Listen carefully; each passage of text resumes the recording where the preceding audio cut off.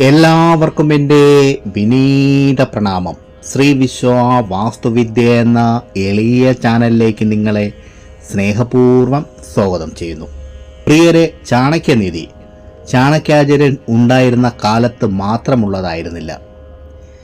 ഏത് കാലത്തും ഏത് ജാതി മതസ്ഥർക്കും സ്ത്രീ പുരുഷ ഭേദമന്യേ ധനവാനും പാവപ്പെട്ടവനും വ്യത്യാസമില്ലാതെ ഈശ്വരവാദിക്കും അതുപോലെ നിരീശ്വരവാദിക്കും ഒരുപോലെ ഉപയോഗപ്പെടുത്തുന്ന അത്യുത്തമമായ കാര്യങ്ങൾ തന്നെയാണ് ശ്രീ ചാണക്യാചാര്യൻ തൻ്റെ നീതിശാസ്ത്രത്തിൽ ഉൾപ്പെടുത്തിയിരിക്കുന്നത്. ശ്രീ ചാണക്യാചാര്യൻ പറഞ്ഞ വിലയേറിയ 3 ശ്ലോകങ്ങളും അതിൻ്റെ അർത്ഥങ്ങളുമാണ് ഈ അധ്യായത്തിൽ പറയാൻ ആഗ്രഹിക്കുന്നത്. ധനത്തെ ആഗ്രഹിക്കുന്നവർ എങ്ങനെ? ഇതിനെപ്പറ്റി ചാണക്യനീതിയിൽ പറഞ്ഞ ശ്ലോകം: അധമാ ധനമിച്ഛതി ധനം മാനം ച മധ്യമഃ ഉത്തമാ ധനമിച്ഛതി മനോഹി മഹതാം ധനം. ഈ ശ്ലോകത്തിൻ്റെ സാരാർത്ഥം എന്താണെന്ന് നോക്കാം. നീചന്മാർ എപ്പോഴും ധനം മാത്രമേ ആഗ്രഹിക്കുന്നുള്ളൂ. മധ്യമന്മാർ മാനവും ധനവും ആഗ്രഹിക്കുന്നവരായിരിക്കും. അവർക്കിത് രണ്ടും വേണം. എന്നാൽ ഉത്തമന്മാർ മാനം മാത്രമേ ആഗ്രഹിക്കുന്നുള്ളൂ. എന്തെന്നാൽ മഹത്വക്കൾക്ക് മാനം തന്നെയാണ് ധനം.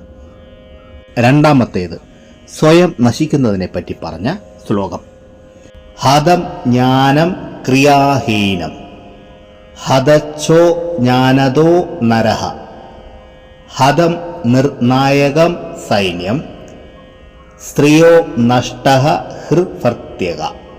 ഈ ശ്ലോകത്തിൻ്റെ സാരാർത്ഥം ഇതാണ്: ഉപയോഗപ്പെടാത്ത വിദ്യയും അജ്ഞാനിയായ മനുഷ്യനും സൈന്യാധിപനില്ലാത്ത സൈന്യവും അതുപോലെ ഭർത്താക്കന്മാരില്ലാത്ത അഥവാ നിയന്ത്രിക്കാൻ ആളില്ലാത്ത, അതായത് നാഥനില്ലാത്ത സ്ത്രീയും സ്വയം നശിക്കുന്നു.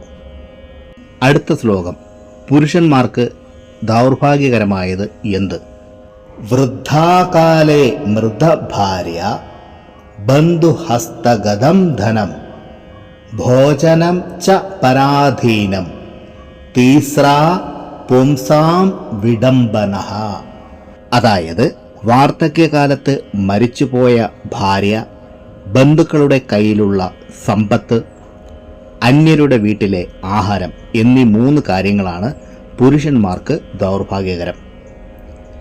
ചാണക്യനീതിയെപ്പറ്റിയും ശുക്രനീതിയെപ്പറ്റിയും വിദുരനീതിയെപ്പറ്റിയും അതുപോലെ ഭർതൃഹരിയുടെ നീതിശാസ്ത്രത്തെപ്പറ്റിയും മുമ്പും ഈ ചാനലിലൂടെ പറഞ്ഞിരുന്നു. പ്രിയരെ, ഈ അധ്യായത്തിൽ പറഞ്ഞ കാര്യങ്ങൾ നിങ്ങൾക്ക് പ്രയോജനപ്പെട്ടു എന്ന് ഞാൻ വിശ്വസിക്കുന്നു. ഇഷ്ടമായെങ്കിൽ ലൈക്ക് ചെയ്ത് എന്നെ അറിയിക്കുക. നിങ്ങളുടെ ഇഷ്ടദേവൻ്റെ പേര് കമൻറ്റ് ബോക്സിൽ എഴുതുക. മറ്റുള്ളവർക്ക് പ്രയോജനപ്പെടുന്ന രീതിയിൽ എന്തെങ്കിലും ഉണ്ടെങ്കിൽ ഷെയർ ചെയ്യാനും ഈ ചാനലിലെ പഴയ വീഡിയോകളും കാണുക. പിന്നെ ഞാൻ എപ്പോഴും പറയുന്നത് പോലെ സത്യസന്ധമായ യഥാർത്ഥ വാസ്തുവിദ്യാ രഹസ്യങ്ങളും സനാതനധർമ്മത്തിലെ സാധന, ഉപാസന, മന്ത്രരഹസ്യങ്ങളും ഹസ്തരേഖ വിജ്ഞാനവും സാമുദ്രിക ശാസ്ത്ര രഹസ്യങ്ങളും അറിയാനായി നിങ്ങൾ ഈ ചാനൽ സബ്സ്ക്രൈബ് ചെയ്യുക. നിങ്ങൾക്കെല്ലാവർക്കും സർവേശ്വരൻ്റെ അനുഗ്രഹം ലഭിക്കാനായി ആത്മാർത്ഥമായി പ്രാർത്ഥിച്ചുകൊണ്ട് നിർത്തുന്നു. നന്ദി, നമസ്കാരം.